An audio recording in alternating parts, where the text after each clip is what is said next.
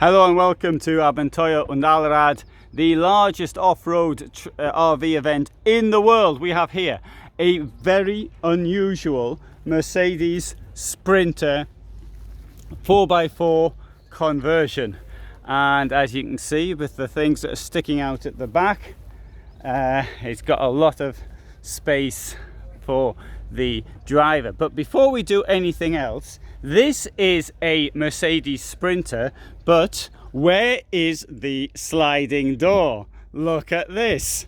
What is that?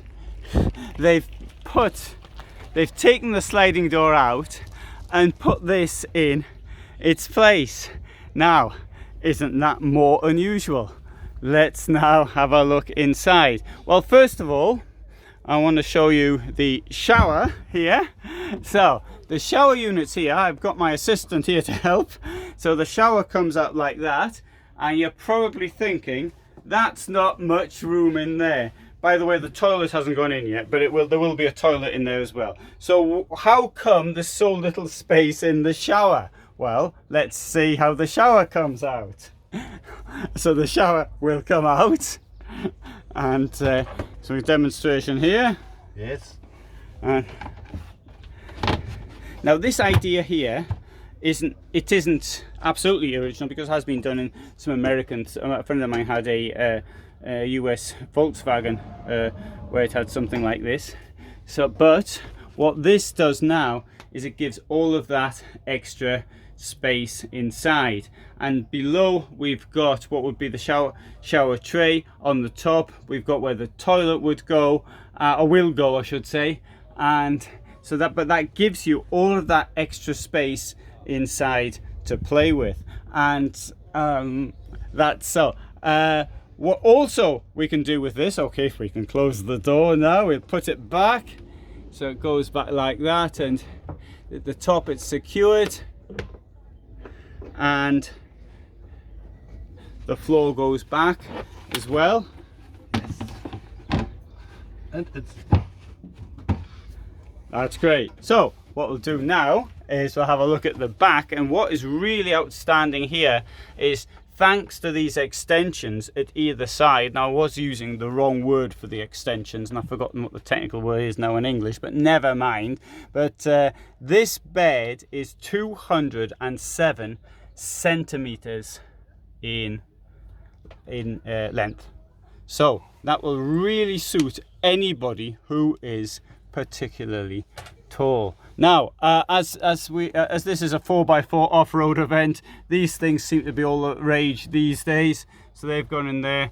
On the other side we've got more typical motorhome style storage up here, which also has a soft close, as you can see.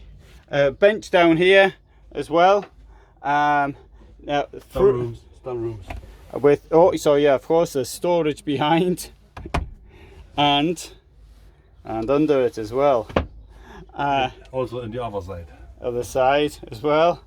Now during this event people actually stay in the van, so we can say this is being lived in. And so big kitchen here with burners and sink, and nothing unusual there. 2 burner sink, very typical sort of camper van from Dometic. We've got storage below. We've got this 2-way fridge here from it's from Dometic, sorry, I didn't recognize it. And great. And so what we can see here though, we've got this stacks and stacks of space in this vehicle. So, and this is largely thanks to... And here is the table. Oh, sorry, the table. Yeah, I forgot the table. This is largely thanks to the way the construction. Yeah. I was so excited with the extensions to the bed that I forgot about the table. Oh.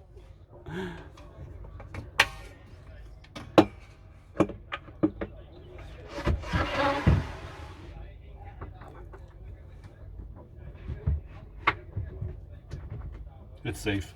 Yep, it's safe. So very good. Is there anything else we should point out? You've got 2 skylights on it. Obviously these things are built to order, so if you wanted more battery power or anything like that. Water is how the water tank 80 Liter. 80 is 80 litres fresh water, and wastewater, Abwasser? 55. 55. So this unusual camper van, and good. So let's move on out and have a look at it from this side, which is, so I'm putting my shoes on not to dirty people's vans.